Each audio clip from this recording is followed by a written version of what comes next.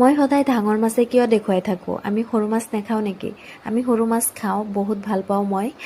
কিন্তু সৰু মাছ কাটি বাছি ৰান্ধিবলৈ বহুত সময়ৰ প্ৰয়োজন হয়, যিখিনি মোৰ হাতত নাই।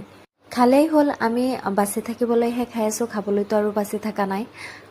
ৰাতিপুৱা বহুত বৰষুণ দি আছিল, বহুত এলাহ লাগি আছিল, উঠিবৰ একেবাৰে মন যোৱা নাছিল, বহুত ঠাণ্ডা ঠাণ্ডা লাগি আছিল, কিন্তু উপায় নাই, উঠিবই লাগিব, স্কুল খোলাই আছে। সোনকালে উঠি মই মোৰ কামখিনি কমপ্লিট কৰিলোঁ। কমপ্লিট কৰি পেলাই মই মোৰ ব্ৰেকফাষ্ট কৰিলোঁ। আজি ব্ৰেকফাষ্টত আছিল কল আৰু এপল চিডাৰ ভিনেগাৰ। তাৰপিছত ৰিশাদক ভাত দিলোঁ, ৰিশাদে ভাত খালে আৰু চাহ কাপোৰ শুকাব পৰা নাই, কালিও শুকাব পৰা নাই। তাৰপিছত ৰিশাদে এটা পেকেট দিছে, সেইটো খালোঁ। আৰু মাছ এনেকৈ ভাজি জাতিলাওৰ লগত ৰান্ধি ল'লোঁ।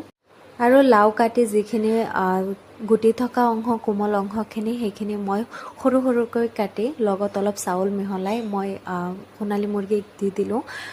তাৰপিছত ৰিশাদে ৱাশ্বিং মেচিন চুইচ দিব বিচাৰি আছে, মই দিলোঁ।